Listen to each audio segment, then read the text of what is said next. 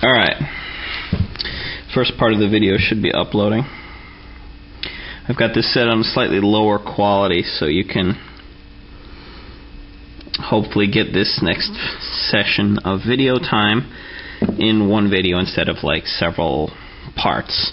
Okay, I've loosened these 3 screws, which are here, here, and here, with the nut driver, and I will pull them out in a minute as soon as I point something out to you.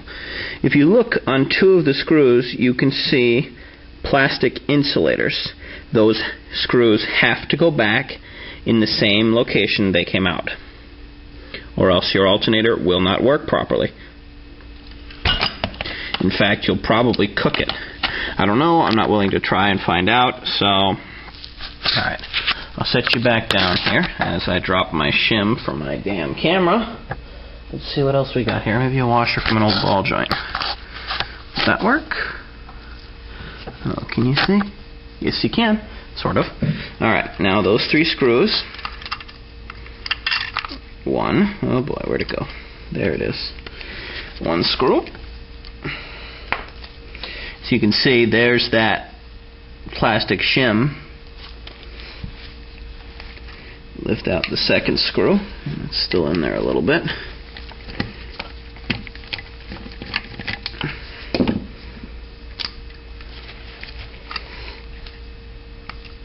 It doesn't pay to have fat fingers. That I'll tell you. Fat guys aren't meant to work on cars, I think. I just tend to torture myself. Alright, now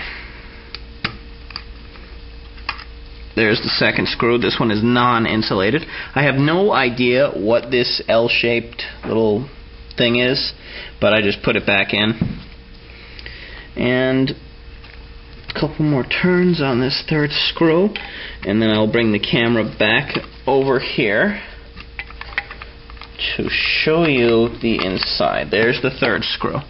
Okay, now, as you can see, everything's loose in here. Here's the connector from the diode trio up and over to the brush holder, which will come out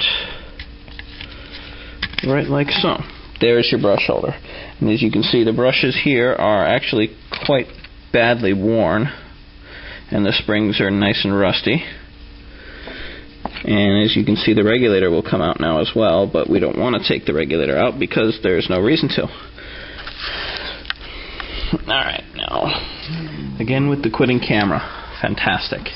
Okay, now, let's see if I can do this. I can set that here. Can you see my hand? Yes, slightly. Okay. Now, that piece of welding wire,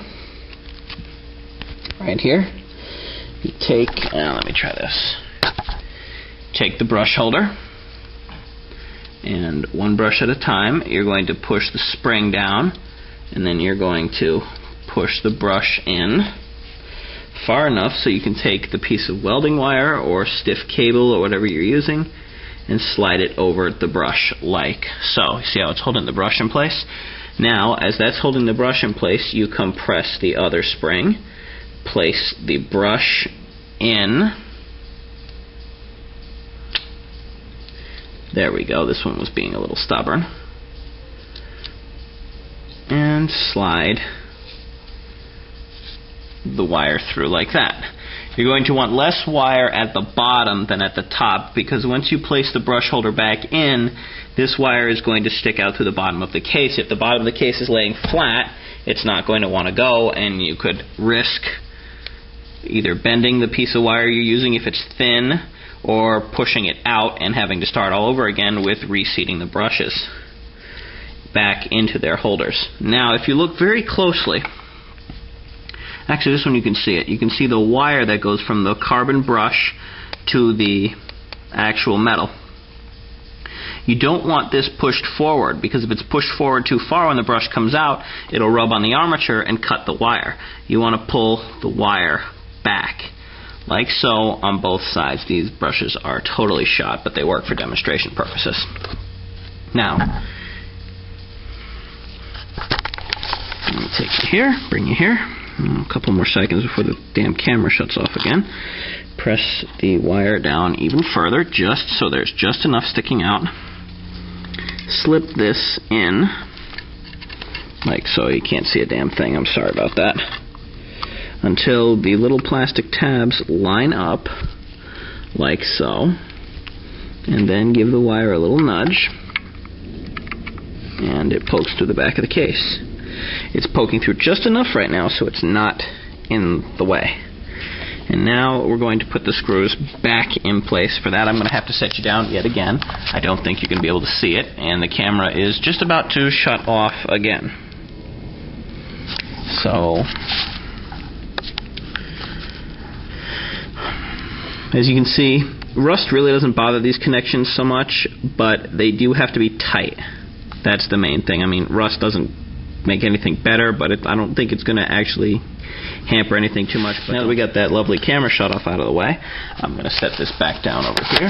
Attempt to dial the damn thing in a little bit. There we go. Alright, now you put the bolts back the way they came, and the house phone's ringing. Fantastic. As long as my cell phone don't ring in the middle of this video, I don't care. Okay, I'm going to slowly start to turn this in, tighten it down just a little.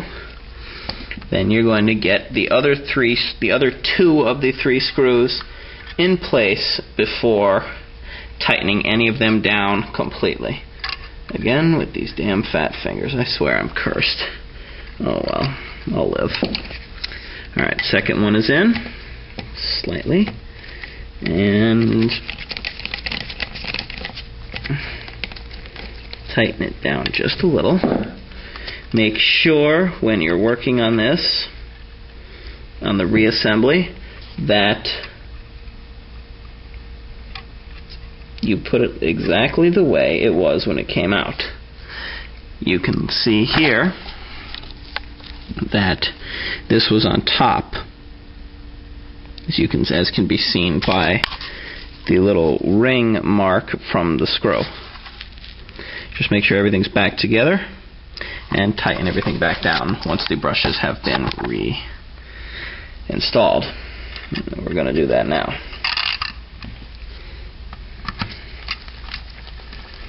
Tighten this down.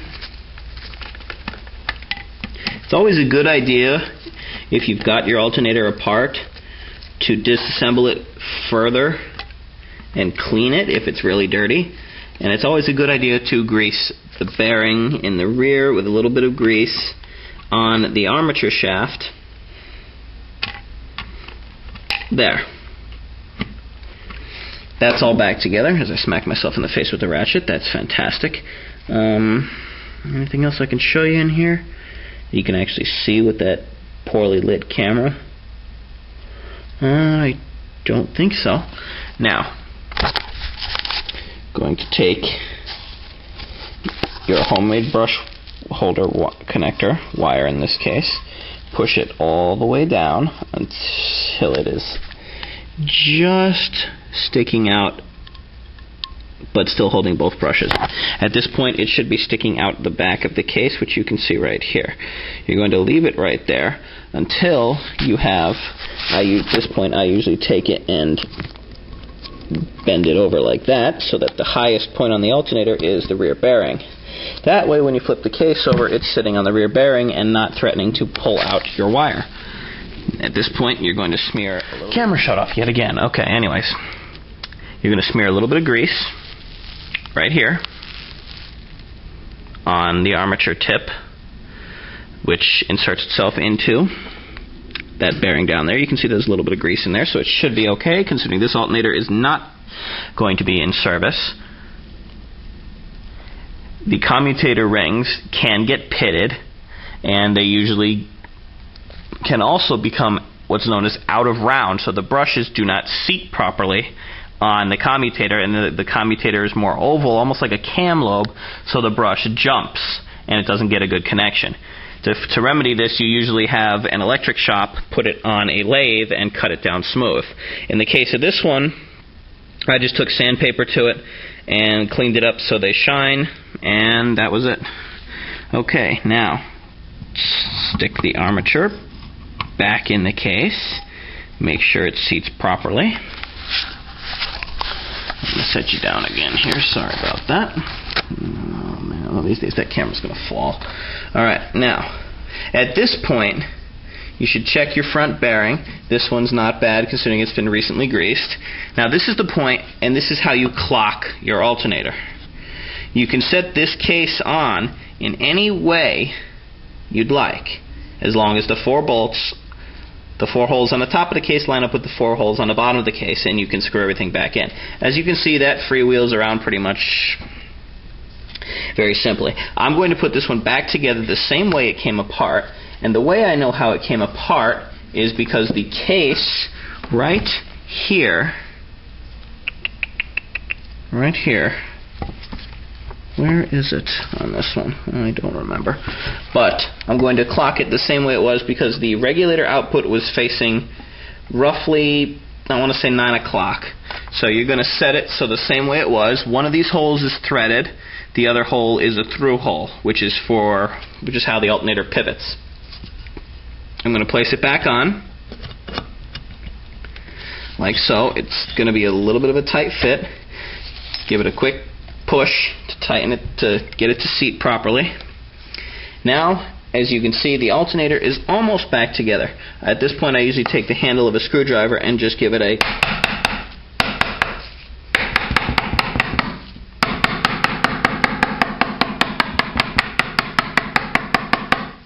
tap all the way around.